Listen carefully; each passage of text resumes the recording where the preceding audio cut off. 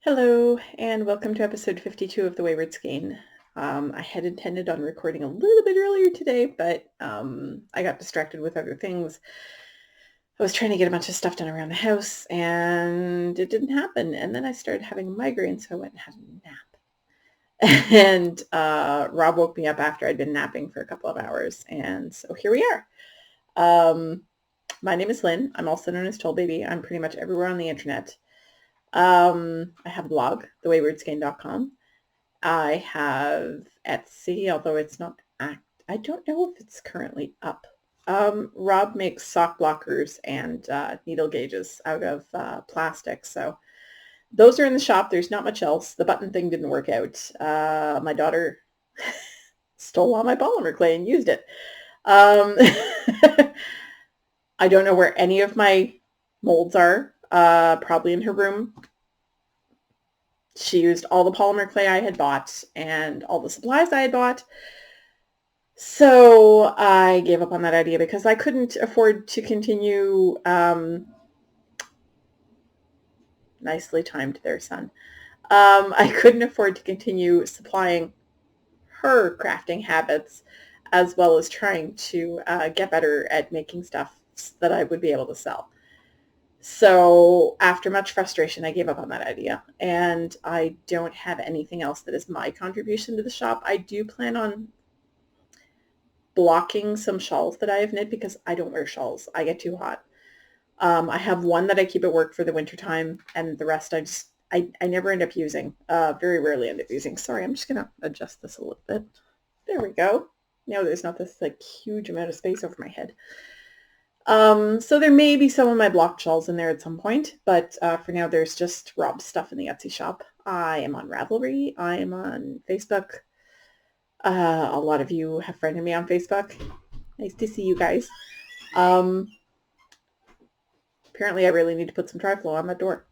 I had not realized quite how squeaky it was. Our bedroom doors are really squeaky too. So yeah, it is very late in the evening on Monday, September 2nd. It is Labor Day. Happy September. And I've gotten a little bit of knitting done, but not a satisfying amount. And it's because I'm going to blame my tools this time. Um, I'm on Sleeve Island. This is the sweater. This is the sleeve. And I did this much.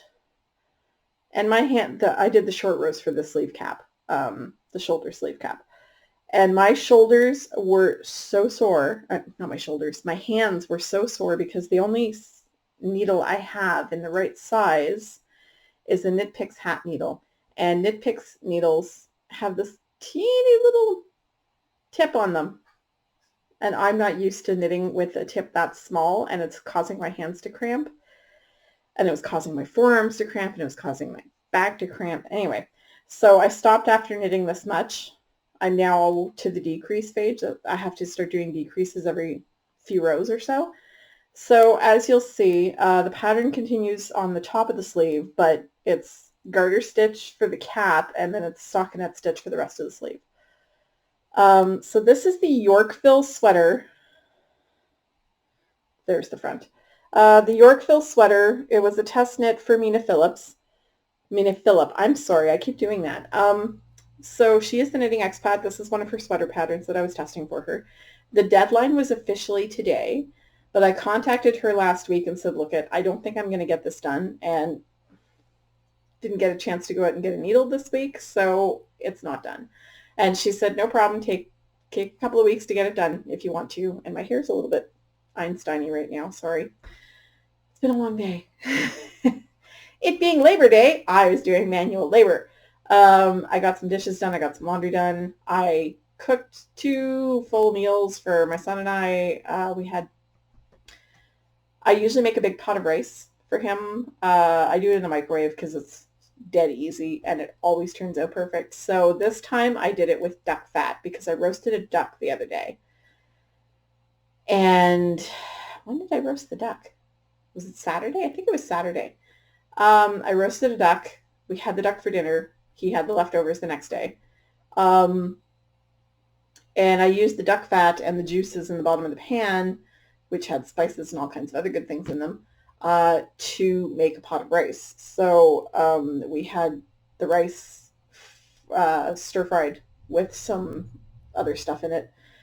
And we had pork chops for lunch. And then for dinner, I made us spaghetti squash with garlic butter shrimp. And the garlic butter sauce was also on the spaghetti squash. And oh my God, it was good. So good. And my whole house smells amazing right now. I went for a little walk earlier, and when I came back, I walked in and I'm like, oh, the whole house smells like garlic butter. So it being very late at night, I mean, it's almost midnight, I did not make myself a cup of tea. Um, I made one earlier in the day, but it's long gone, so no tea. So anyway, this is, wow, I can go off on a tangent. This is the Yorkville sweater pattern by Mina Phillip. It should be out in the next couple of weeks. It is a cropped sweater, not quite this cropped, but I was running out of time, so I made it shorter. I will, now that I have some extra time, I will unpick the bind off and make it the length it's supposed to be. I'm going to try it on first, because if it covers my boobs completely, I may not. I get very hot, so for me having a sweater, and it's very large, I can already tell it's too big for me, but it's supposed to be. I was actually, the size that she had me making was a 56-inch bust. It's supposed to have a few inches of positive ease, but I have a 48-inch bust. So that's an awful lot of positive ease. It'll be a bit big on me, but that's perfectly fine. I don't have a problem with that. If it's horrendously big and it looks horrible, I will frog it and make something else. But I do want to finish this test knit, so I'm looking forward to that. Sorry, I leaned the chair back, and I got to stop doing that. What I really need to do is toss this chair because it's falling apart and get a new chair. But until I can do that, I'm stuck with it. So for now, I just got to stop leaning back like this. It is a recliner, so that we did replace the light bulbs in the fixture. So hopefully it's a little bit better. The last time I tried recording during the daytime, there was so much light coming in from outside and so little light above my head that I looked like you couldn't see my face. So I ended up waiting until evening at that point to record. But this is knit out of Knit Picks Wool of the Andes Sport in the Merlot Heather colorway. It is a largely red yarn with a lot of brown tones to it and some green and orange. I brought it to my mom's, and my mom and my surrogate mom, a friend of the family who basically babysat me from birth till junior high, both went, nah, that's brown. It was brown in the light of my mother's dining room. It's actually reddish. It's more red than brown, but yeah, it is a brownish red. But it's really pretty yarn. I'm not sure how I'm going to feel about wearing that against my skin because it is pretty scritchy. It's Wool of the Andes. I mean, duh. It's pretty scritchy, but I'm pretty much positive that I will always have an undershirt. So that's the only knitting I accomplished this week. I did it again. I'm doing it again because this chair is uncomfortable. Sorry. So I only got this little bit of sleeve cap done, and I've just started doing the in the round part of the sleeve.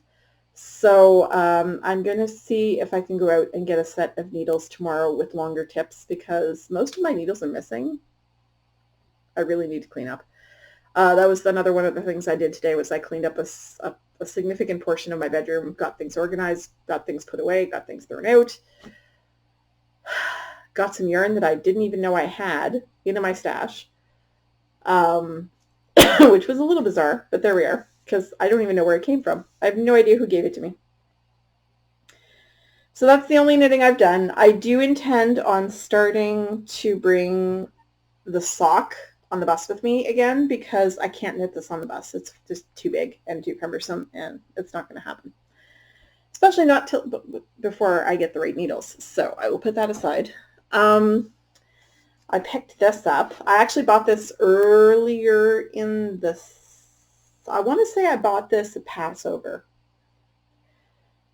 Actually, Rob may have bought this. But I was going to read it first, so I brought it home. And my mother wanted to borrow it from me. So then she got it, and she just finished it. So this is The Hornet's Nest by Jimmy Carter. Yes, that Jimmy Carter, the president. It is a fictionalized account of the Revolutionary War. I said it was the Civil War last time, but it was the Revolutionary War. Is that the same war? I don't think so. I think the Revolutionary War was the war against Canada, wasn't it? I don't know. I'll confess that I know very little American history, and what I do know is kind of piecemeal. So I honestly don't know if they're the same war or not. I have no clue. But because telling me the dates doesn't help me. I know Canadian history. I don't know American history. I suspect this is the war with us. At least from the uniforms on the cover, because they're yellow. I'm a little confused. Deep South. Okay, so no, it wasn't against us because it's the Deep South. So is this the same thing as the Civil War? I don't know. I'm super confused by all of this. Nah, it's about the Revolutionary War. Mom had a bit of difficulty with it because she said it does hop back and forth in time. I haven't got to that far into it yet, but I am very much looking forward to getting really into this and to reading all of it. In the meantime, I'm still working a lot on my math and English classes, and I'm so overdue with writing an essay for my rabbi that I think I need to get that done before too much more time passes. I was supposed to give it to her in the spring, and I didn't. I have no idea where to even start. And she suggested some books to me that were sort of along the lines of how she wanted the essay to be, but unfortunately I haven't had enough reading time. Like, she also assigned me reading. I've been doing the assigned reading, and because I don't want to, constantly be talking about religious stuff, I don't talk about it on the podcast, but I haven't had time to pick up the other books, nor have I found copies of them yet. So there we are. Yeah, I need to get on that because I'm super duper late with that. And if I want to finish my conversion before I get married, I need to do that. So I will probably be working on that this week at some point. Today was Labor Day, so I didn't have work at either of my jobs, which was beautiful because I worked both days this weekend. I worked Saturday and Sunday, and then Sunday we went on a boat cruise. We were celebrating my cousin's 52nd birthday. Yes, I'm turning 44, so he's turned 52. And we did a boat cruise that is sponsored by a local bar. Now, unfortunately, my cousin is disabled. He recently had a toe amputated due to diabetes. And my father is also disabled, cannot walk around easily, walks with a cane, has a lot of trouble with stairs, so on and so forth. This cruise was not accessible, not by any stretch of the imagination. They brought them from the bar to the cruise on a school bus. So imagine, my dad's a big guy. He's quite a bit taller than me. He's quite a bit bigger. He's a big guy. He had to climb onto a children's school bus. Now, most adults I know have difficulty getting onto a school bus. The seats are very close together. They're not very comfortable. No suspension. This is not a comfortable ride. We get to the dock that the cruise is leaving from, and hello, come on. I'll move my phone. You can come up. She's sitting right behind the computer meowing at me. Come on. You can do it. Is there stuff in your way? I'm sorry. I did leave that bag there, didn't I? Come on. Well, she'll come up or she won't. So when we get to where the cruise is leaving from street level, you have to go down this very large staircase. Fortunately, this one has a handrail. Then you need to go across this little dock, down some more stairs, which do not have a handrail, and then back up some steps to get on the boat, which also do not have a handrail. There is a little gangplank thing that lowers from the street level. It doesn't reach the boat. There's a 2-foot drop at the end of it. There was a guy in a wheelchair And the guy had both legs amputated, so he wasn't like, he didn't have any legs. He had about, I think, 6-inch stubs left of his legs. So when he got there, he was like, the hell am I supposed to do? So he literally got out of his wheelchair, got on the ground. They carried his wheelchair onto the boat. He went down the little gangplank thingy on his hands, and somebody lifted him at the end. Like, that is humiliating. That is ridiculous. I was super not impressed that there is no mention whatsoever that this cruise is in no way accessible. I've been on other cruise ships, and they are accessible, or they tell you if they aren't. Rob and I actually went on a river cruise earlier this year, and that boat was not accessible. And it said right on the website when you went to order tickets that the boat is not accessible. It is not recommended for people with disabilities, because the gangplank to get on was like 12 inches wide, and the bathroom certainly wouldn't fit a wheelchair.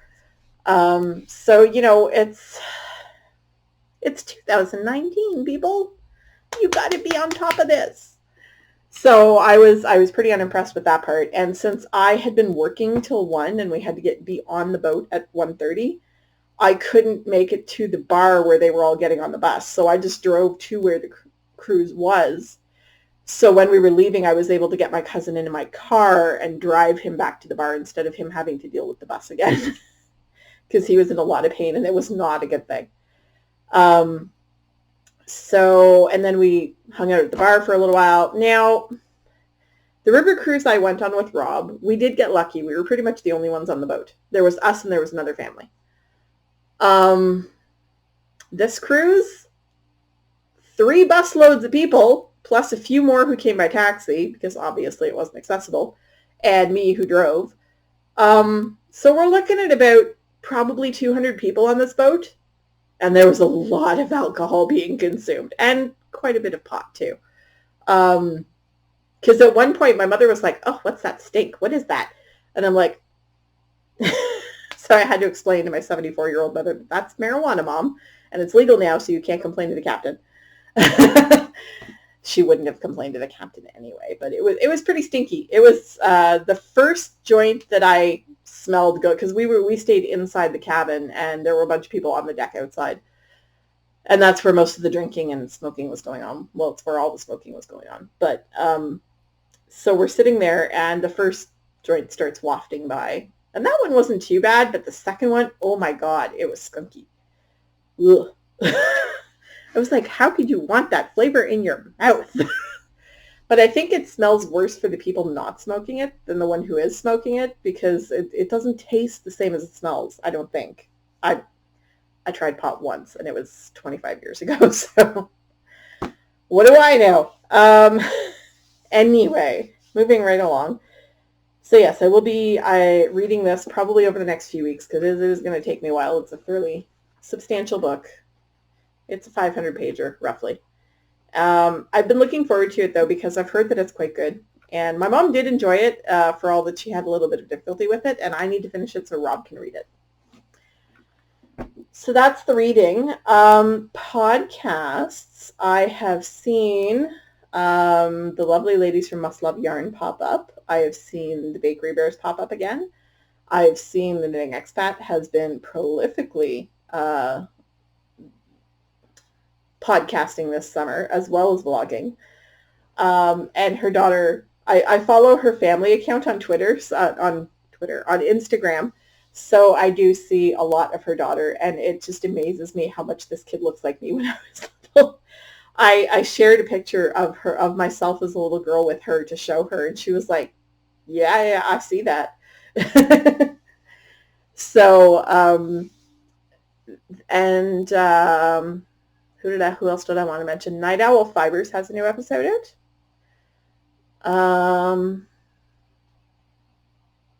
Trying to think, because there's not been a lot of podcasting going on this summer. It's summertime. It always slows down. So it should be picking up now that fall is starting. And let me tell you, fall is starting. I left my house yesterday morning to go to work, because I had a shift at the store yesterday morning, and it was 14 degrees out. Celsius. Sorry, I've got a lot of excess saliva right now. I'm sorry. Unfortunately, This happens when I talk a lot, because I usually spend the majority of my day not talking. So then when I do start talking, I start producing a lot of saliva and getting congested and all that fun stuff. Hooray! TMI. Sorry. It's late. Yeah. So, watching wise, I have been watching 2 different shows. I started with The Unbreakable Kimmy Schmidt, which I had never seen before. My friend Sarah introduced me to it about a month and a half ago. We watched a few episodes at her place. It's funny. It's fun to watch, but at the same time, I don't like watching her be humiliated because she doesn't know things and she does stupid things. I don't like that aspect of it. I am to a lesser degree than my ex-husband and my son because they get extremely uncomfortable with humiliation comedy and stuff like that. I can handle it a little bit better than they can, but I will not watch videos where somebody gets hurt. I will not watch videos where we're literally just mocking somebody for injuring themselves. And I have difficulty with a show whose entire premise is humiliation comedy. For that reason, I don't particularly enjoy Melissa McCarthy movies because they are heavily about humiliation comedy. Because, hey, let's all laugh at the fat lady, right? It's one of the reasons that I don't tend to like movies with her in them too much. I love her. I think she's fabulous. I don't like humiliation comedy. So I have had to take a break on the Kimmy Schmidt because there was only so much of that I could take. And it's pretty silly and there's not a lot of substance to it. So I've taken a little bit of a break from it. And in the meantime, I have started watching one of my favorite shows from when I was a kid, and it's really not standing the test of time. The overacting in the first season is horrendous. I'm watching MacGyver. MacGyver was my first TV crush. I was so in love with him. And I mean, I was a little kid when this came out. It was the 80s. The Berlin Wall was still up, as evidenced by the fact that a lot of the episodes are about him trying to get out of East Berlin. And the first episode where that came up, I was like, I was in 9th grade when that wall came down. Wow! Because we watched it in high school. We actually watched TV coverage of the wall being torn down when I was a kid, so I thought that was quite funny. And, the hair and the hideous clothing. There was one episode where there was a Russian lady who was defecting, and she was his love interest for the episode, because of course he always had to have one, right? Except for the one in the Amazon rainforest. He didn't have a love interest in that one. But things got a little weird. But so he always has a love interest, except for a couple of notable episodes.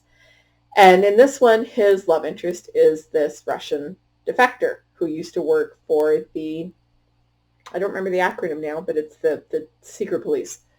It's within the KGB.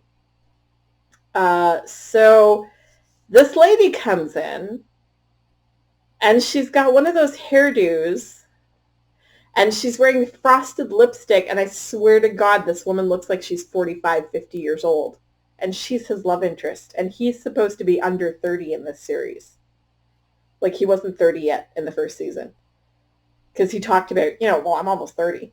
So I'm looking at this lady, and I'm looking at him, and I'm like, she's dressed and made up like a middle-aged woman. And I'm supposed to buy that he's head over heels in love with her after, 20 minutes. And he keeps telling her how beautiful she is. And I'm sitting here going, nah, dude. And at one point, they're at this formal thing, and she comes in wearing this hideous dress. It's this hot pink monstrosity. Very 80s, very in style at the time, and oh my God, was it ugly. And she talks later in the episode about walking into the party with this beautiful dress, and I'm like, ugh. So sadly, it's really not standing the test of time. The 80s were not kind to that series. The overacting is phenomenal. It is hilarious, and I'm enjoying it very much. But again, I have to do it in small doses, so I'm still in season 1. Plus, I mean, it was a long show for the time. It was an hour TV show. And in the 80s, you didn't have a 42-minute TV show spread over an hour. It was 48 minutes because there were fewer commercials back then. And it surprises me now to see the difference between an hour of TV in the 80s and an hour of TV now, how much less we actually have of the show itself. So that was actually pretty surprising to me to realize that, oh, hey, these episodes are 48, 51 minutes. Wow. And there are slightly longer ones and there are shorter ones. But yeah, I'm enjoying it, but not in the spirit I did when I was a kid. It's not his overact. Oh my God. And the episode I just finished had Terry Hatcher in it. And she was horrible. She was probably about 20 at the time when this was made. And she played, if she was 20, she played this ditzy, high-pitched, breathy voiced little simpleton who had no common sense whatsoever, and men just fell all over themselves doing things for her, and it wasn't believable in the slightest. And it was just like, she talked like this, and it was very annoying, and I was just like, wow. Watching her in Lois and Clark and watching her in this, two completely different people. And so yeah, it's been a switch. Watching it as an adult. Because, of course, I'm also watching some of the sciencey stuff that he does. And I'm like, but that doesn't make any sense. And that doesn't make any sense. And this is ridiculous. Why would you do this? So, yeah, it's not the series I idolized when I was a kid. I mean, I was under 10 when this was on TV. I was little. And it played, I think it went until 91 or 92, I want to say.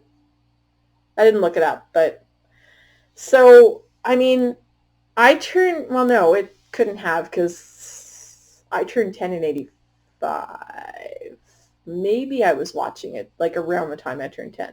All I know is that I had a major crush on him, and I thought he was the best thing since sliced bread, and now I'm kind of chuckling and sort of mocking myself because, oh my God, it's bad.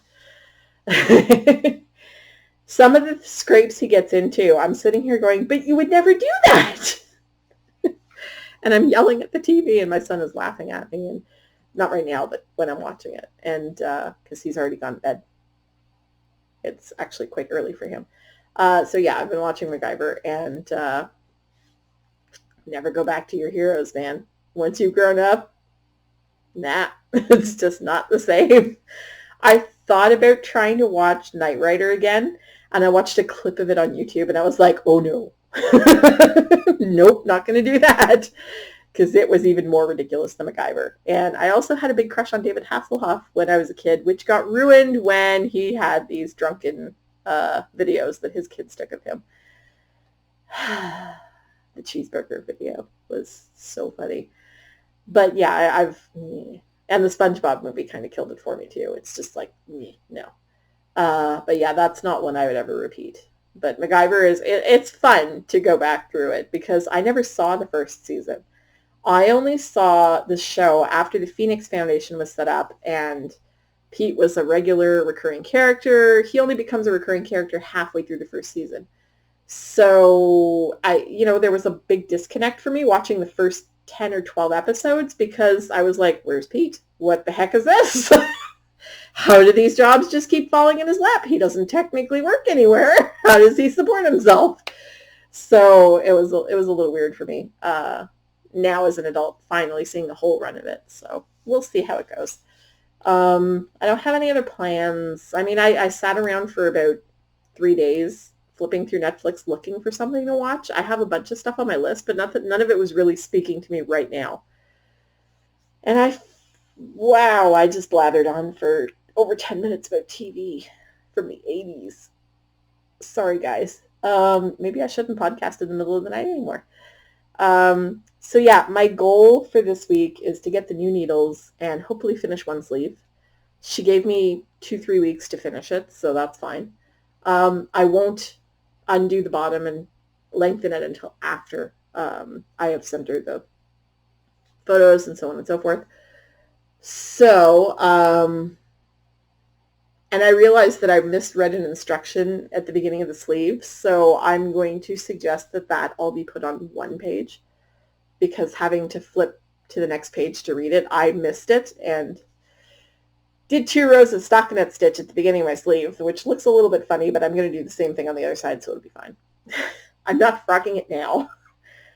So my goal is to finish that one sleeve and maybe to get to the heel on the second sock, because I'm halfway through the leg on the second sock. So if I can get the other half done, I'll be happy with that. So those are my goals. I've done a lot of cooking from scratch this week. It's been a little bit weird because I don't often have time, and the kids complain about that quite a bit. But I did find a lot of time to do it this weekend, and that was nice.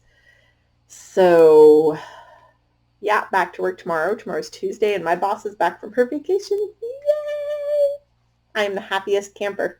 I love my boss, and work is just no fun when she's not there. I mean, my job is 100% reactive to her needs, so I don't have a lot to do when she's not there. But there we are. So I will wish you all a fabulous week.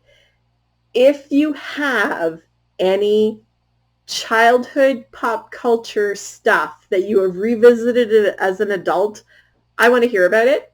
Leave a comment on the YouTube video. Leave a comment in the Ravelry group, either or. I want to hear about it because I want to know if your childhoods have suffered as much as mine have as adults.